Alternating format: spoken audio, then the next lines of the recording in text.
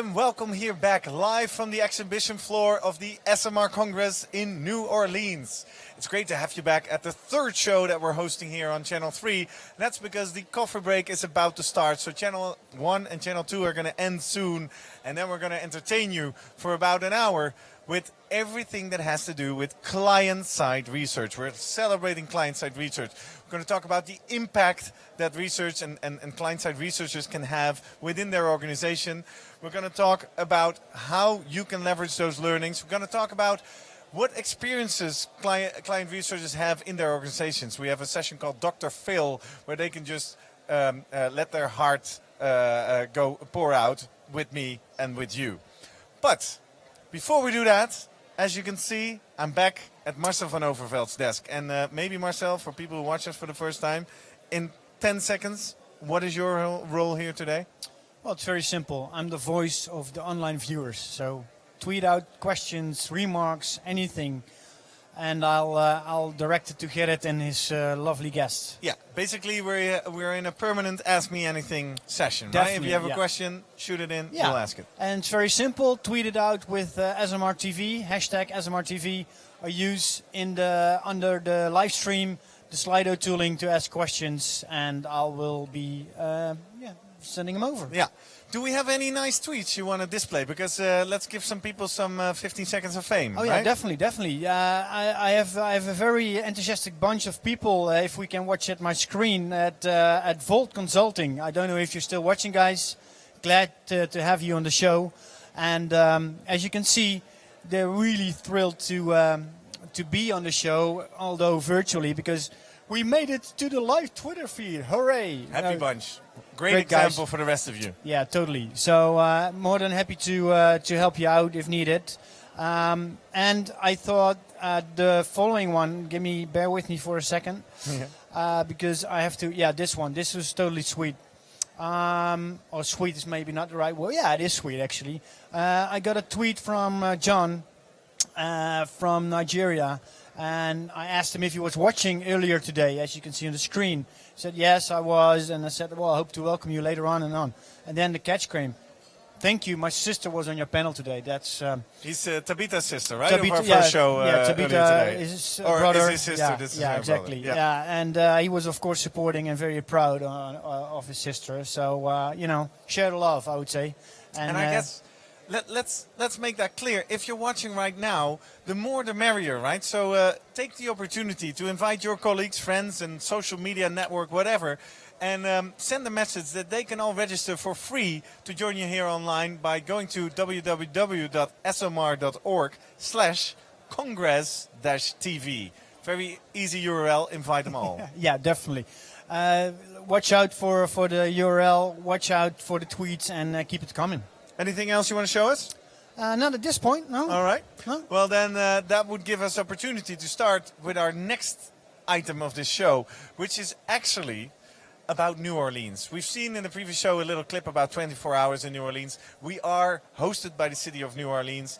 And you don't even have to know anything about the history of New Orleans. When you think of New Orleans, that big global news message comes up, right?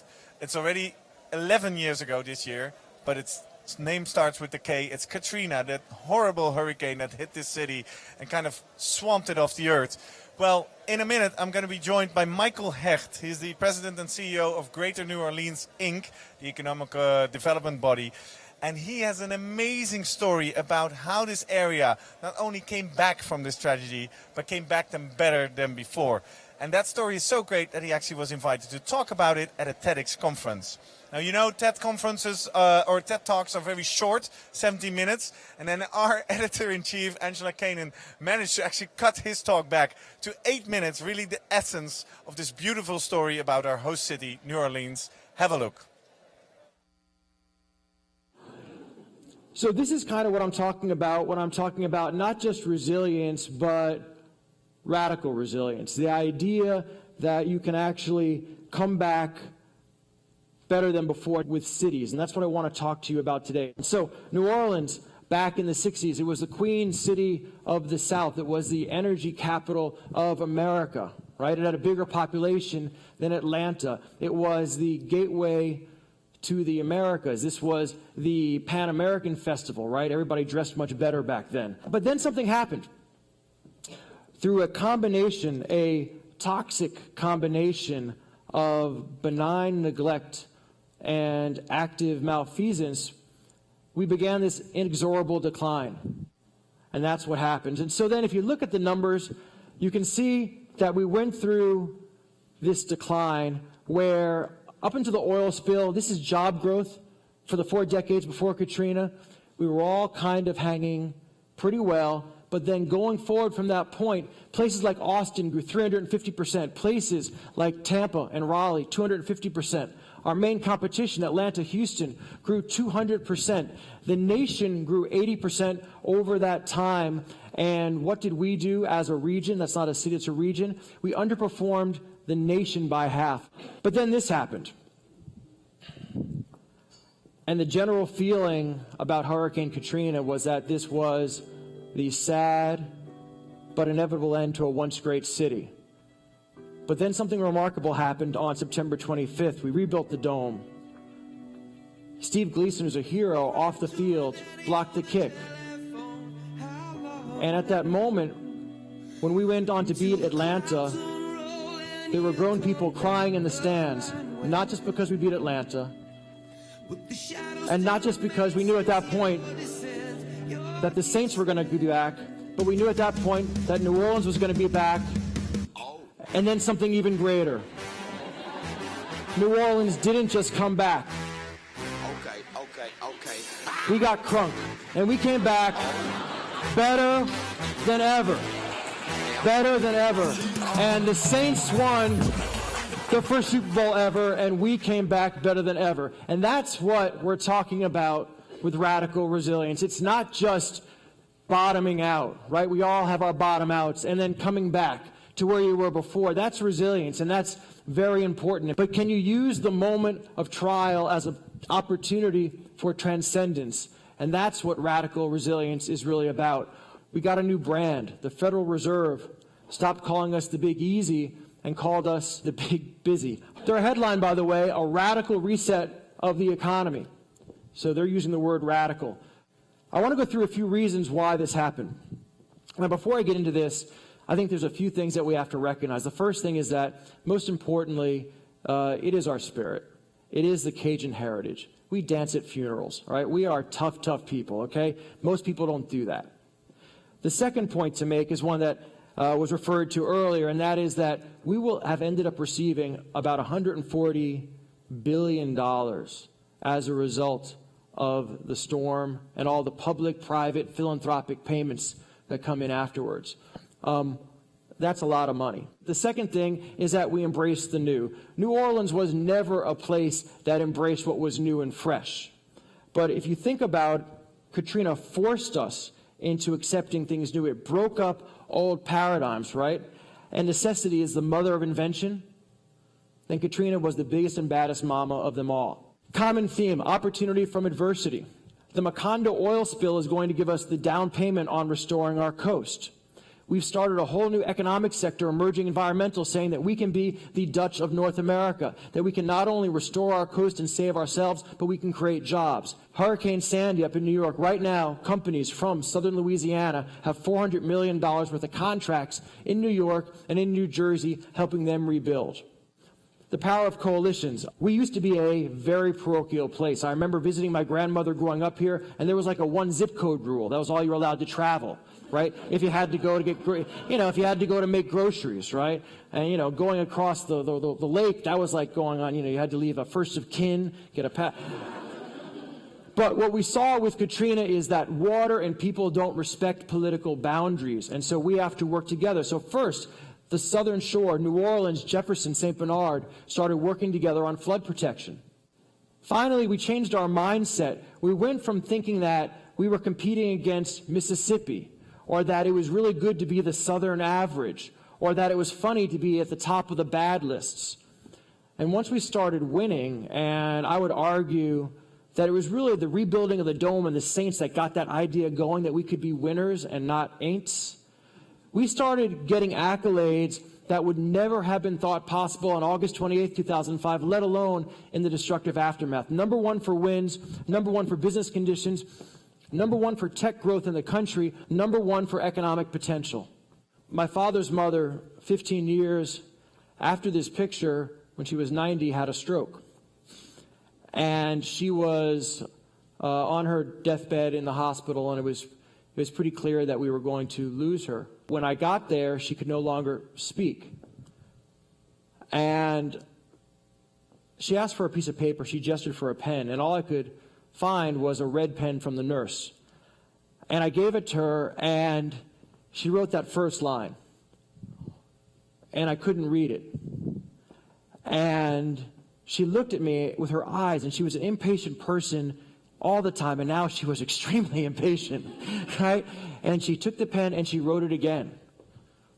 And I realized what she wrote. She summed up her entire life, 90 years, in 3 short words. A for effort. And I think that that really is our call to action for all of us, is to continue to have a full effort, continue to stay engaged. Because if we do that, then the vision for the future of New Orleans is very, very exciting. It is a New Orleans with an economy that is diverse and that's supporting a middle class. It's an economy with an education system that's giving opportunity to everyone. It's a place that's reconnected to the world as once again a global destination. It's a place with world-class assets supporting commerce and community. It's a place with wetlands and coasts that are making the next 300 years sustainable. It is a place that has a quality of life that provides safety and opportunity for everyone. 10 years ago, in the aftermath of the greatest man-made disaster in American history, when people said that we should bulldoze our homes, who would have thought that New Orleans was going to be the greatest comeback of the 21st century? Who would have thought that the editor of Forbes would have called us the economic turnaround of our lifetimes? This is radical resilience. This is New Orleans.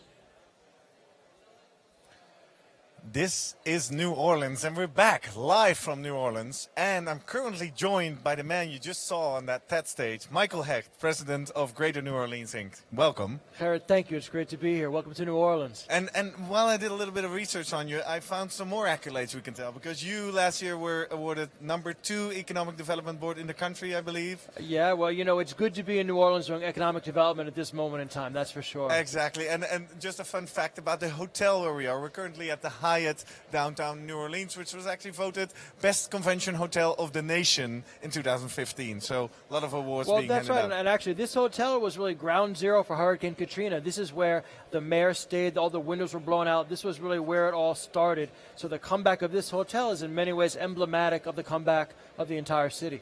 Wow. It just makes it even more special to be here. If we listen to your talk carefully, radical resilience. You can only be resilient when lightning strikes, right? So is the key message here that we all should have a disaster?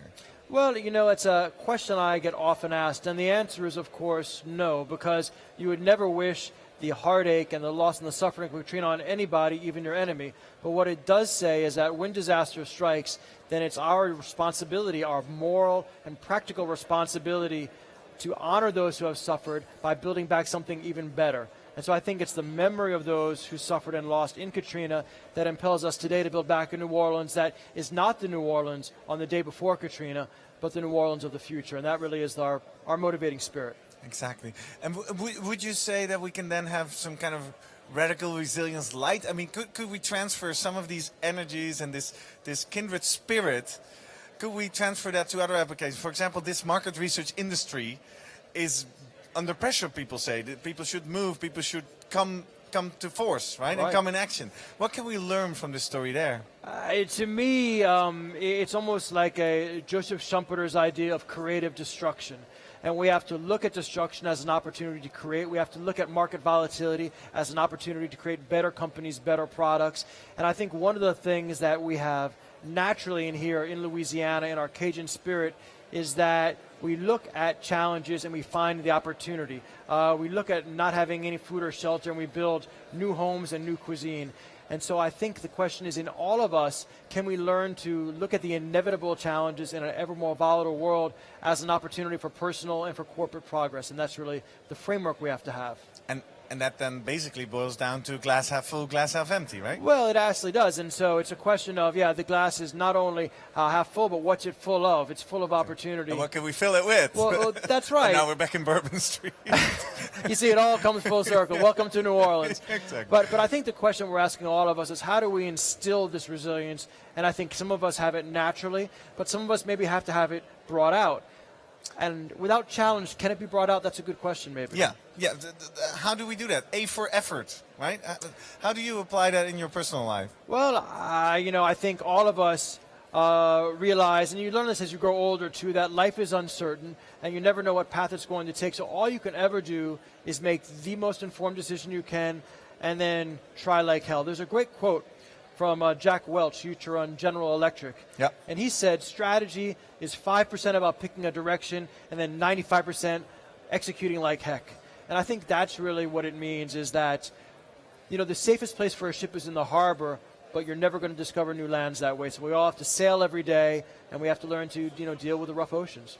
And people who are a little bit timid to do that, what have you, for example, in this area, in your role as an economic development board, which is all about stimulating activity, right, stimulating ventures, what do you do to pull those who are a bit reluctant into this adventure? That's a great question, and I think what I've actually found is that, to use a metaphor of urban development, if you want to redevelop a neighborhood, you don't do it all at once. You start with a pocket park, and that convinces some of the timid people, some of the people who are the naysayers, that maybe this is an okay idea, and you build it slowly, bottoms up. And so I think that's what you have to do, is you have to use examples to demonstrate that what you're doing is credible and that it will drive results, and then eventually everybody gets on board and suddenly you're a genius.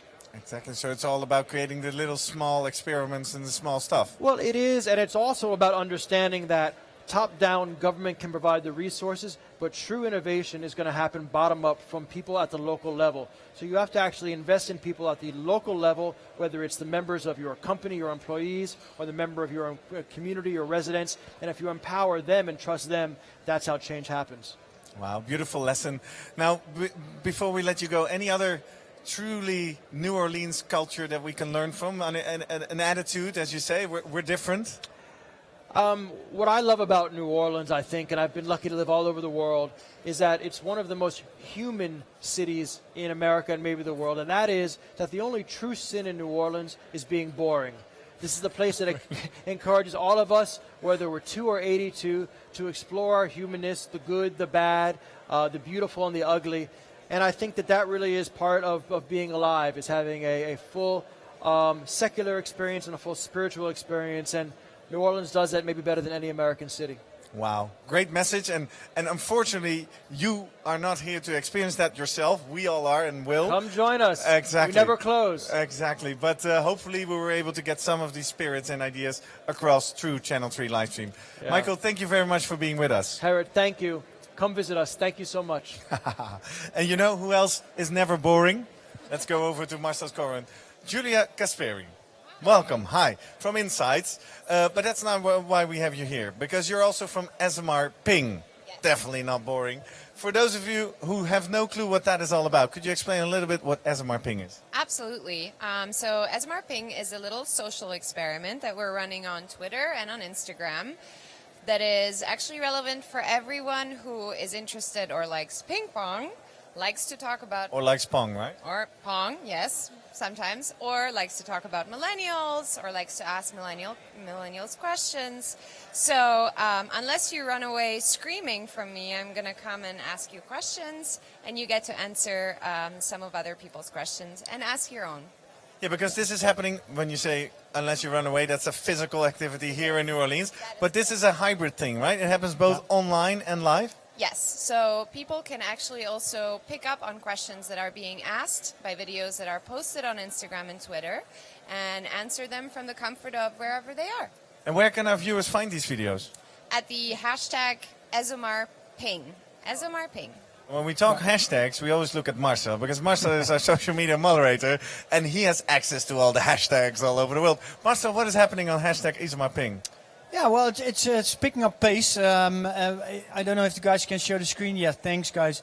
Actually, there are a few new videos coming in, so it's a great job. And there's actually some serious ping-ponging going on here. Yes. So the last question was raised. What was the question again? So the last question came from our friend Alan at Abaco Research Brazil, and it was addressed to millennials, asking them what is the one skill that they think they're still missing.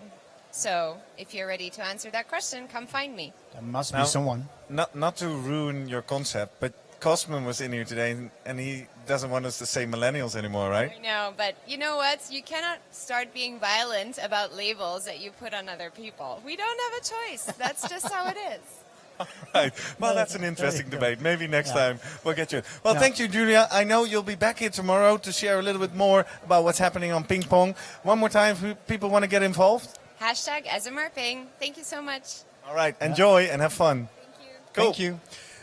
With that, I'm moving back to my table, which is now filled with a very interesting bunch. When we're talking about the client side of research, we actually found some very interesting client side researchers, right? On my right is Leticia Charaga from Mexico, right? Yes, from Unilever Mexico. Right next to you is Ratambara Mundri from Nestle in India. Do I say that correctly? More or less? More or less. When I say it quickly, then they won't notice. And Mark Utley, you're from Spotify here in the US, and you're also a member of the program committee for Congress. I am, yes, yeah. And we're now going to embark on a little segment which you call Ask Dr. Phil. Well, it's not so much about asking me things. I'm not Dr. Phil. But what we really would love you to do is kind of pour your hearts out about what life is like as a client-side researcher at the moment in 2016 with all the developments we hear all about. So, Leticia, I see you're nodding. What is the first thing that comes to mind? I think that now I enjoy my work a lot, but sometimes I have some challenges and troubles that I need to deal with. So what's the biggest challenge on your agenda this year? My biggest challenge is how to transform insights into actions. That's Because you have plenty of insights, because but we people have won't plenty listen. of information and data, but the most difficult thing is that to summarize it in real insights and that the marketing teams use it. All right. Yeah. And how's that for you? I think for me the biggest difference between being a researcher at an agency and being at the client side is that when you're a researcher, you make the presentation to your client and then you don't care what happens after that. And you just say it as it is. But when you're receiving the data, then you have to take ownership of it, and you have to sort of take it and steer it through to a conclusion. So you're a lot more answerable for the research than you are at the agency. A lot more responsibility to actually make it happen. Yeah. All right, You can't wash your hands off it even after the presentation's over. Exactly, you have to deal with it. How's that at Spotify, Mark? Well, actually, so far today, there's been a lot of themes that really ring true to me. Jerry Wynn's talk in particular. One of the biggest challenges at Spotify is blending data science with market research. And in fact, I don't like using the word market research for my team because we're genuinely a blend of data science and market research. So really moving into the fusion of attitudinal and behavioral data.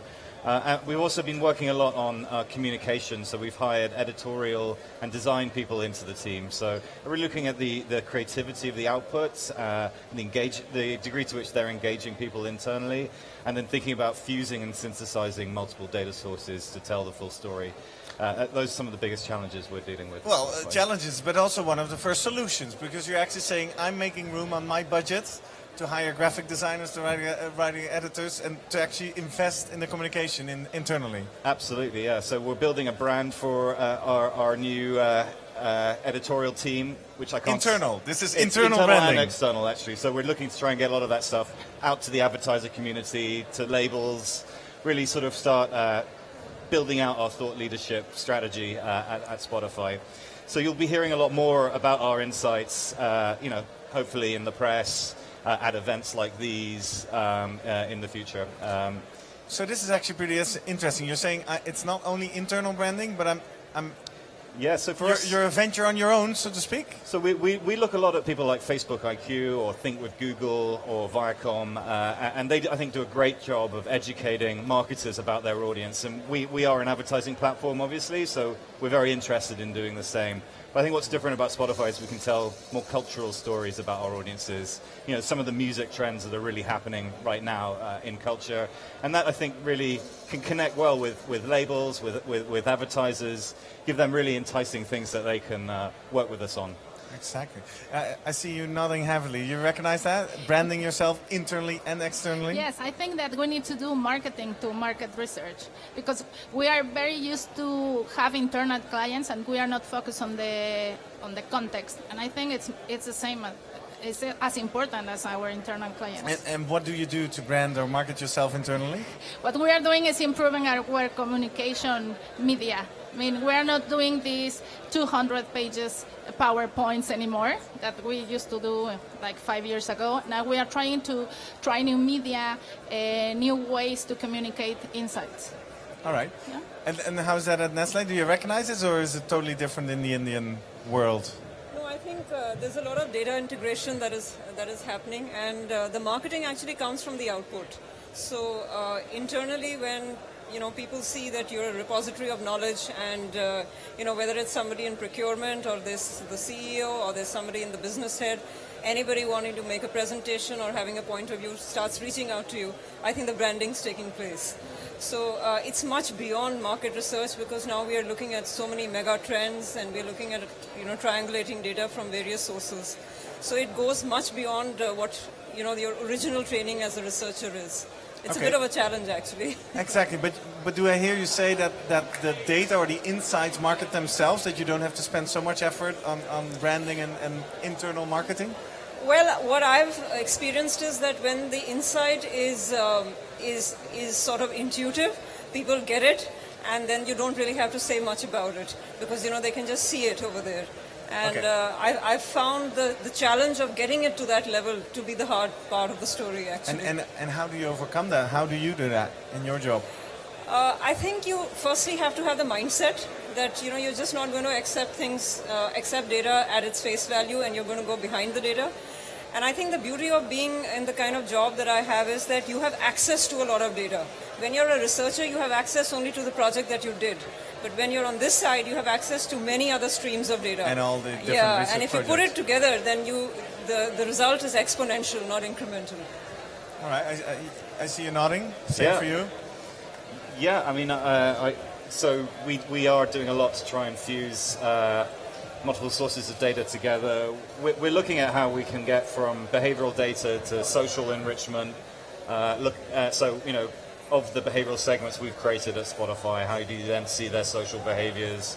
How you then overlay survey data on top of that and get more of a 360-degree view of our audience. So yeah, multiple data types, really trying to get to a more fully rounded view of the consumer. That's definitely rings true for me.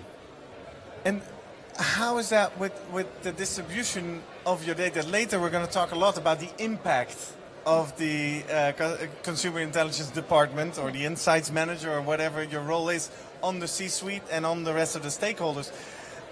How are you organized? Where are you sitting? Are you a local body for the Mexican market? How is your relation with global?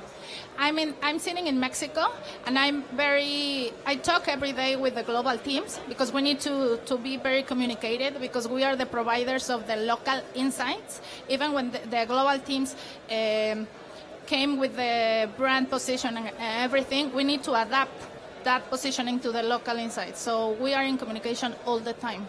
And we are sitting in Mexico because we need to know the local and that's how it's organized at Unilever? You have local insight teams in all the different markets? Yes, and then we have the global team. And how is that at Nestle? Well, in my case, I sit out of India, but I'm responsible for 2 or 3 countries which make up the region. So there's a South Asian region, and I head insights for the region. I report into the CEO. So from that point of view, I have direct access to where the organization is going and to ensure that there is integration of my function into the vision of the organization. And my function gets involved in a lot of the strategy and the business. I mean, we just finished our business strategy for the next 4 or 5 years, and my function had a key role in shaping a lot of that. And I think that we do get guidance from global, but it's a very decentralized system in Nestle. So if you want the guidance, you can reach out to it, but you're free to do your own thing. All right, so you're pretty on your own. How's that with Spotify, actually? Does it have global branches, or is it all in California? Well, so we're based in Stockholm and New York primarily, Okay. and we're just at an earlier stage of evolution. So Yeah. we're mainly centralized globally as an insights function. We're just beginning the process of hiring local analysts around the world. And I think overall what I'm trying to do with the team is centralize areas of expertise that make sense if they're kind of like, special units, if you like, from the center.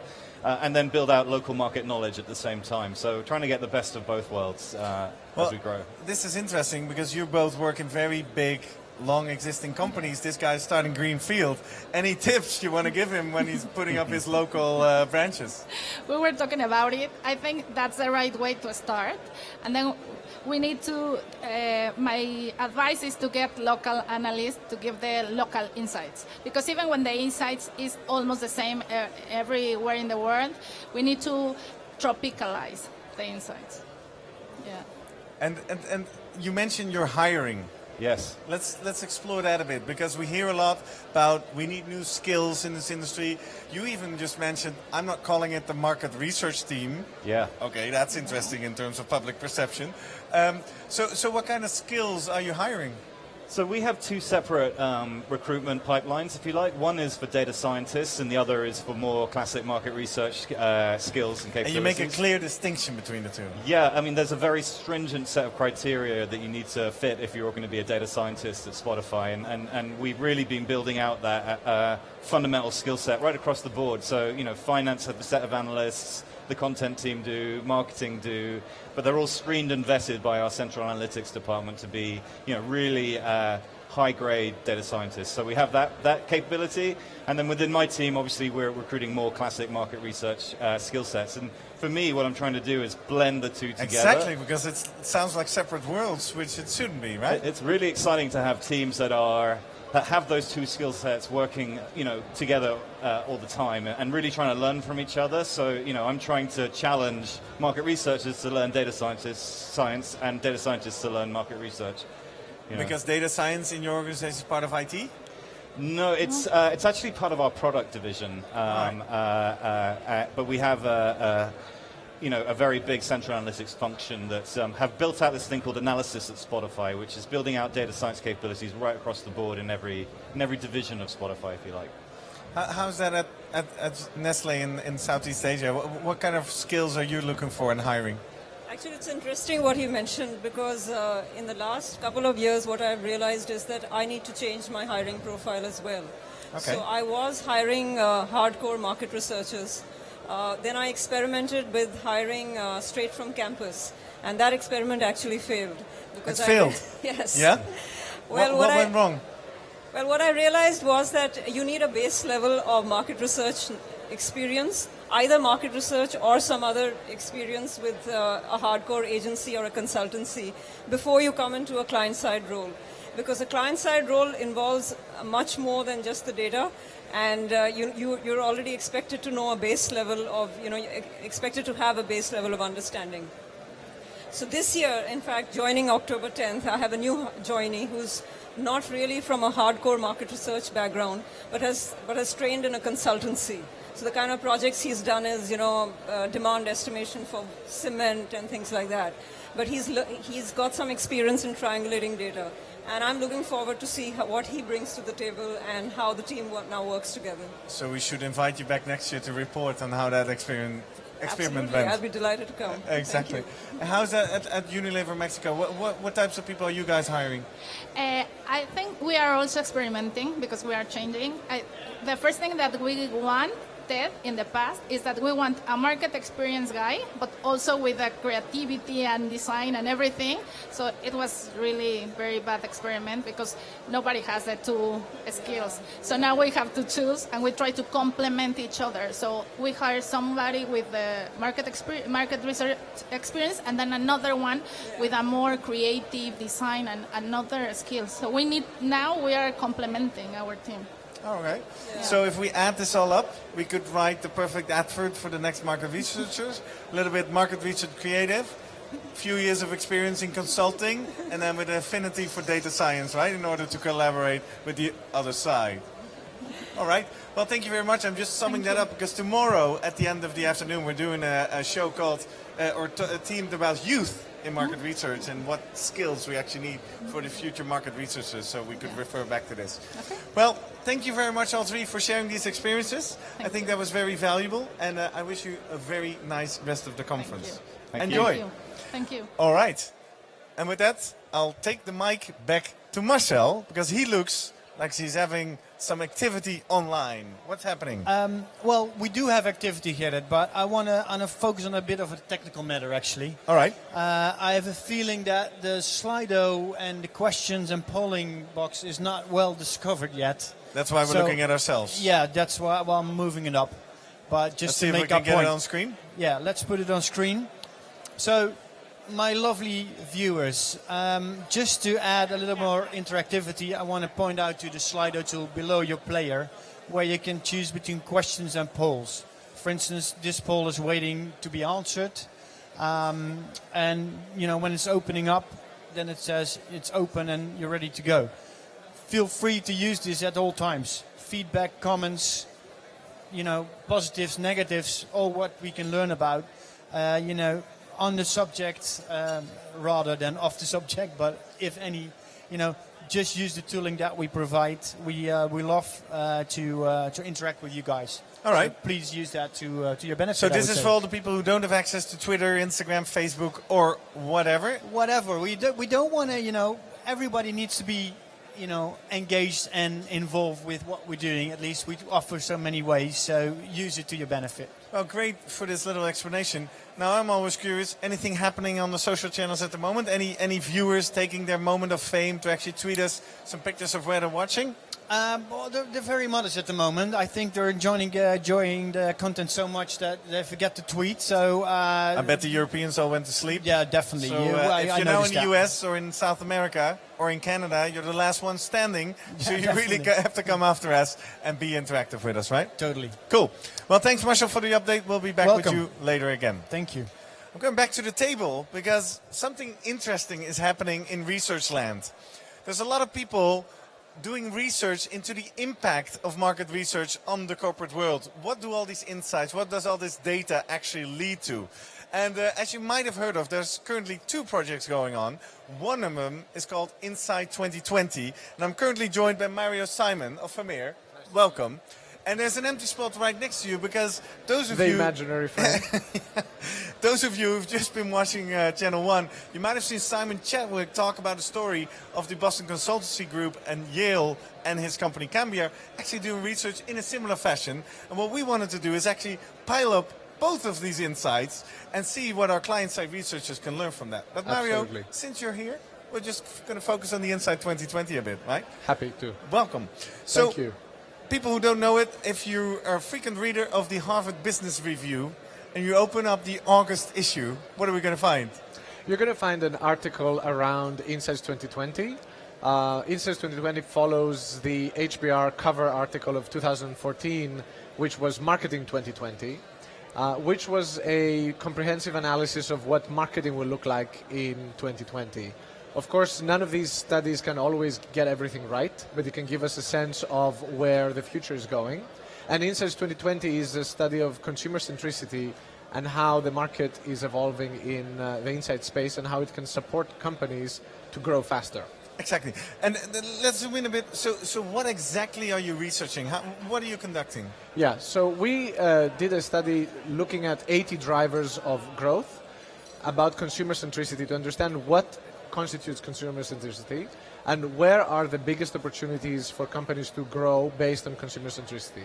Consumer centricity is a key thing in the 21st century where traditional value drivers like manufacturing, like distribution and so on are becoming commoditized with outsourcing, with Amazon, with e-commerce, and actually what becomes more important is how do you personalize and how do you appeal to your consumer. Yeah.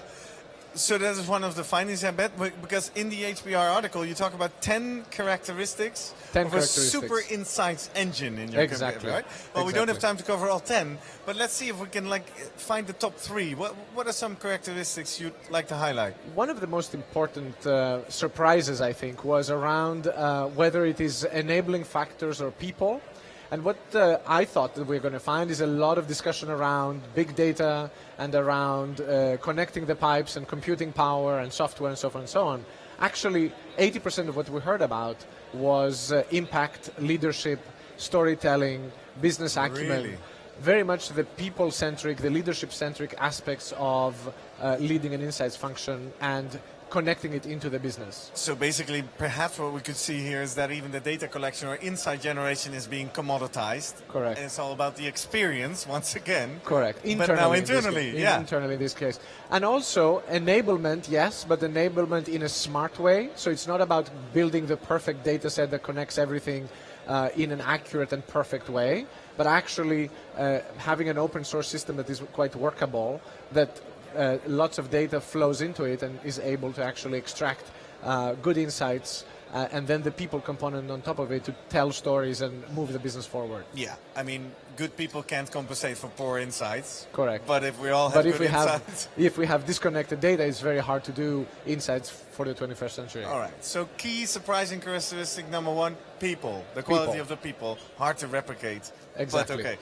Number 2, what else did you find? Second, I would say, is the enabling technologies and an enabling mindset.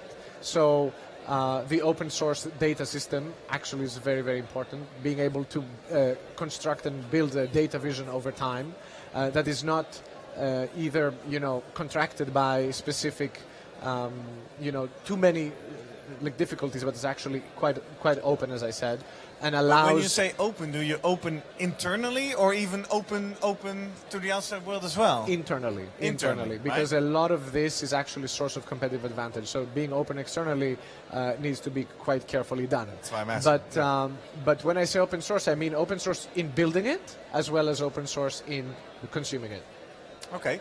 Number 2, open up your data to everyone, yes. basically, internally. Exactly. What else is in the key characteristic? And then a third one, which I think is the bigger point that the BCG study says about, and we totally agree with it, is top management support. So if top management is not really invested behind this consumer-centric, digitized, digital revolution in companies, it just takes much longer to happen.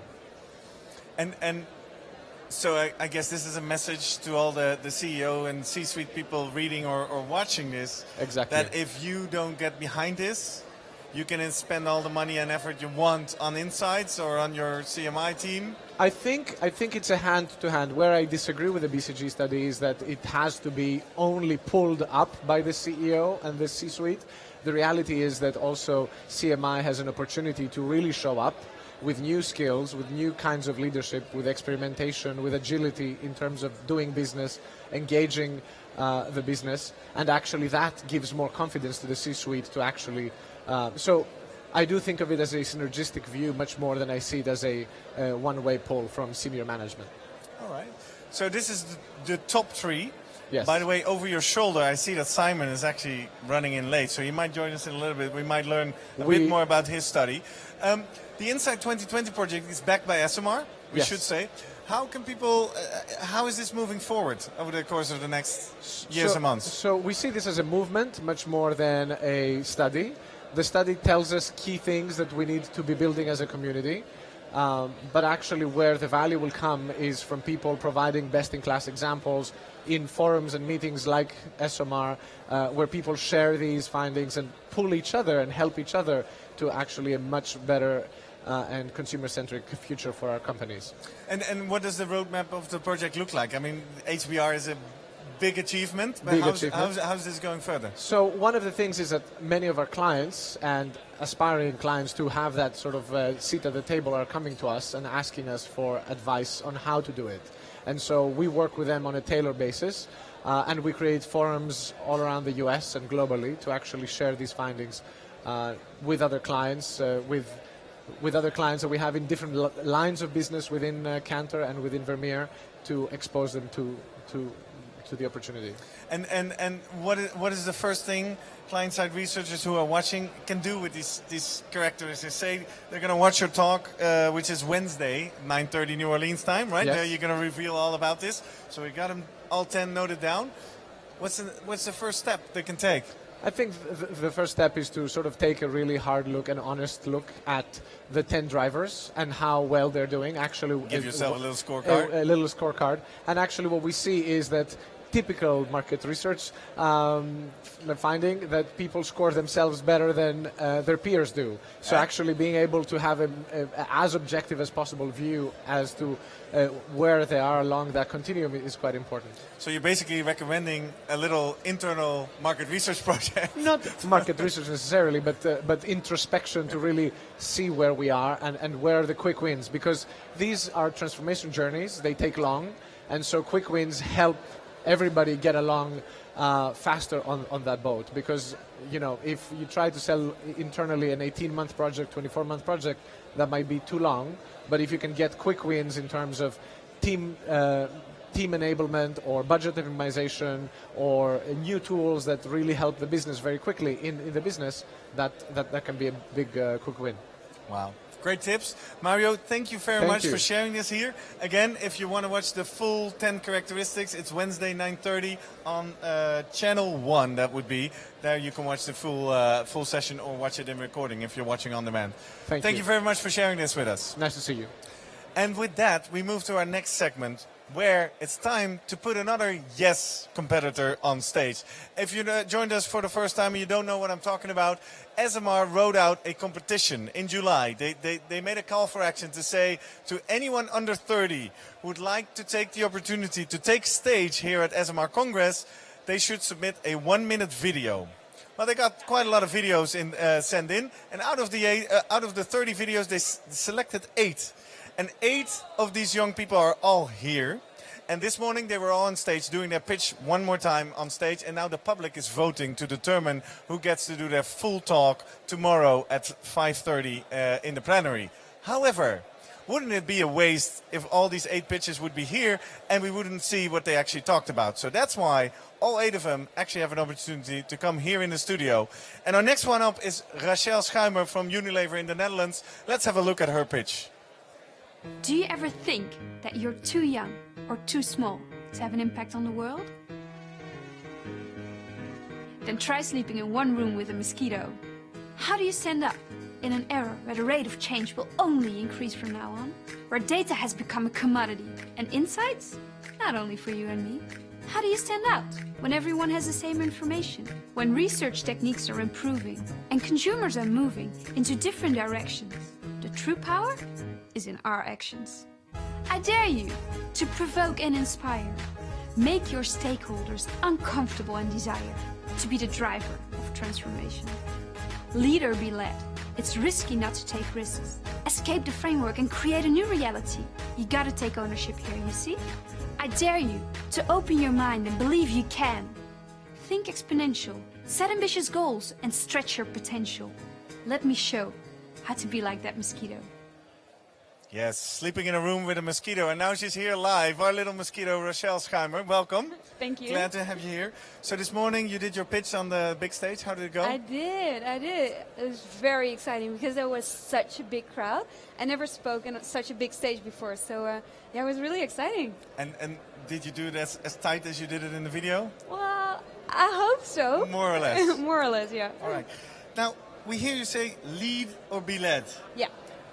Question that came up in my mind when watching the video: who are you aiming this message at? Well, actually, I don't think I should aim it at a specific person, but I think that it's aimed at everyone. And I think that in every level, whether you're just starting in your career or you're a CEO of a company, you can choose to either be a leader or to follow and get led by someone else. So take that ownership and really go for it. And now the curiosity is, when there's everything you could say on this stage, you choose this to be your message. Why is this your message? Because what's the relation to your personal drive? Because I feel like we can make such a big impact if we put our mind to it. And I don't think that happens very often. So I want to encourage people to really go for it, to take the lead, to determine their own destiny, their own reality, and to work with that and to really make great things happen. And can you give us some examples of stuff you do to actually lead instead of being led? Well, the very fact that I'm here, I mean... Point proven. That's great, right? Yeah, that's right. And what are some results you've achieved so far? You mean business-wise? As a leader. As a leader. As a change, as making that dent in the universe. As bugging your leaders as a mosquito. Yeah, I try to do it in my projects. So I try to do it on a very low level. If I'm annoyed by like a budgeting process, I try to think of ways how to improve, and I really go about, telling all people about it, getting them engaged, telling them, we could improve this. We just have to put our minds to it. And I can do it on a very low level, but also on big projects, trying to engage everyone, showing what ambitions we have and what we could realize with it. And then getting them on board and getting them as excited as I am. You speak and then up. Miracles happen. Exactly. I do. So you have to be bold there, You have to be out there. So Put yourself out there. Anything we should take away from this? Speak up. Speak up. That's Take the that message. risk. And you might fall, but, it's better to try and fall than stand there and watch others try. And just a little sneak preview to your Pecha Kucha. Say you win, and I think you're a big candidate. What will we learn in your 6-minute 30? You'll get 3 points that if you try to live them in whatever you set your mind to, then you will have the impact attitude. All right. Well, I'm curious. If you want to find out, stay tuned tomorrow, Tuesday, 5:30 New Orleans time. So all your friends in the Netherlands have to stay up really late and grab a beer, I guess. Are they still watching? I'm not sure if they're watching now. They should. But thank you very much for elaborating a little bit on your yes pitch. Thank you. Let's find out if they're still watching. Marcel, anything happening on social? Are the friends of Rochelle tweeting out that they love her pitch? They're probably thinking it when they're sleeping, but they're not tweeting it, unfortunately. That's a pity. So, I think... Did your very passionate explanation generate any questions or messages? It's still, we're As getting you're there. starting to get peaceful. All right. I guess. Well, no problem. Just good to see you having here. Yeah, I see you're all over all the channels. Anything happening on Facebook? By the way, if you just joined us, you can also go to Facebook, right? Facebook.com/ESOMAR. We have an image posted for every show that we broadcast. You can place your pictures there in the comments. Yeah. See anything going on there? Well, I see some nice Facebook postings here and there, as you can see, but they're all from on From here, site. extra people on site. We're looking for postings on Facebook from online, really. All right. At least I am. I'm looking forward to that. So, if not Keep today, hunting. keep hunting. doing it tomorrow. All right? Thanks. All right. Thanks a lot. Enjoy. Because that allows me to go back to my table where I see a familiar face. I don't know if it's a familiar face for you, but I'm joined again by Ray Pointer. You are the founder and chair of New MR. That's right. Which is actually an online content platform, I should say, with great webinars, articles, all that kind of stuff. Yeah, it's a self-promotion platform. Exactly, there you go. But you also do great work in scoping this industry. We saw you earlier today talking about the top line results of the GMR. And another thing you know a lot about is the global pricing study. That's right. What does that study? Okay, so every 2 years we send out bids to the whole research industry because we're trying to find out what does research cost. So people who are selling research want to know, people who are buying research want to know, am I charging too much, too little? If I want to do a project in Myanmar and I want to do a project in Tokyo, how do the prices compare? So we're trying to find out what does research cost, and then we look at how that changes over time. So we do this study every 2 years. And you just did another one. What That's right. is the top line result there? The top line result was so shocking that we revisited all the research because maybe it was a mistake. Now you make me curious. And it wasn't a mistake. The price of most market research is falling across the world. Oh, really? And what does that mean? Well, hopefully it means that the cost of research is going down and that the profits are staying the same. Now, we know from the Global Market Research Report study that the revenues go up, right? The revenue right? is going up. So the revenue is going up, the price is going down, the amount of work that we're doing is going up quite a lot. So yeah, I guess that could be the only logical conclusion, right? That's but right. that's not what you research. What's happening to cost? I mean, well, that we do know, and we also know that things like automation are one of the reasons why the cost is going down. We have to separate out the cost and the price. The price is what we charge people. The cost is what it costs us to do that. And so we're hoping that the costs are going to keep going down and the prices will also go down. And are there any significant changes either regionally or in types of works where you see different fluctuations in the pricing? Yes, I mean Or is it just going down all across the line? No. The more complicated a job is, the less likely the price is to go down. Telephone work holds its price a little bit better than online research. So really simple data presentations, data reports collected from online research, the price of those is coming down the most. Okay. B2B research, not so much, because it requires, the sample is harder to get, requires more expertise. And are there any specific regional, I know in the GMR there are very regional differences. Is it the same for the pricing study or not? There are countries that differ. So Denmark, the prices have gone up a little bit. India, the prices have gone up a little bit. But not by region. By region, the prices are coming down. The world is something like half of all the market research in the world is done by the same large 6 agencies. So when prices come down, they will tend to go down globally and Altogether. go down regionally. Now, this show is called Client-Side Research. So if I'm a client-side researcher and I see this happening, how can I use the findings of this study in my daily job?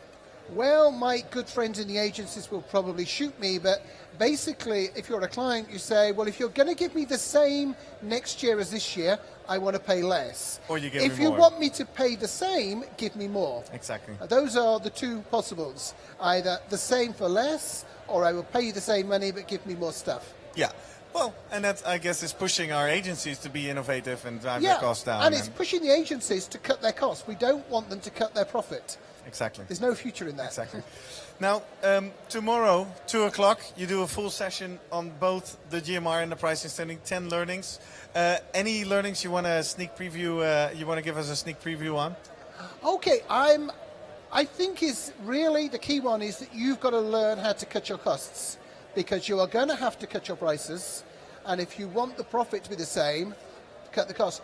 And from there, we can develop more research, because as research gets faster, as research gets cheaper, more people will use it to make decision making. So I think it's a really good time, but maybe a little interesting. Exactly. Well, Ray, thank you very much for giving us the top line results here, and good luck on your session tomorrow. Thank you very much. One of the things that you could do as an agency is cut your costs. Another thing you could do is be a little bit smarter about your marketing. Because as you can see and hear all around me, we are in the middle of an exhibition floor. Now, all of this content on SMR TV is mostly editorial. We show you the best stuff from stage. But some of the exhibitors are smart and understand they want to get in front of a global audience as well. And the next one who's going to do that is actually Tuluna, and they provided us with a beautiful clip to start off with. Let's have a look. Innovation is our DNA. I mean, this is where we belong to. When I first created this company back in 2000, consumer opinion online was a real innovation. At Tuluna, we're constantly rethinking how we're doing things, and we're doing it with technology at the forefront of everything that we do. A lot of people are talking about it, but we're actually doing it. Our approach to technology is very simple. Either one, it helps automate an existing process in the market research industry that's very labour intensive, or secondly, it opens up new horizons for the clients, such as passive metering, mobile communities and so forth. And I think the fact that Tuluna invests a lot in engineering has to say a lot about that. Once we have an idea or even imagine an idea, we have the people to just get it done in all aspects, in terms of marketing, development, creative. Whether it's quick surveys or Sample Express or Tuluna Analytics, we've put in a lot of power behind these tools, but at the same time we made it incredibly easy and streamlined for them to use it. Whatever our client needs, we can adapt our offering. We can say, here are the tools and the technology so you can do your own research. And then we have clients that really, they don't want to have that opportunity to do it themselves. They really need a service provider. I've been to see hundreds of customers in my 10 years at Toluna. I've never ever walked out of a customer saying we can't help you. Clients see us as an organisation who can be approached and who can be challenged to actually come up with a new way of doing something. The spirit of innovation and the technology is what makes Toluna ahead of the competition. When it comes to real time, we make it real. Toluna provides clarity in a curious world. Toluna provides clarity in a curious world.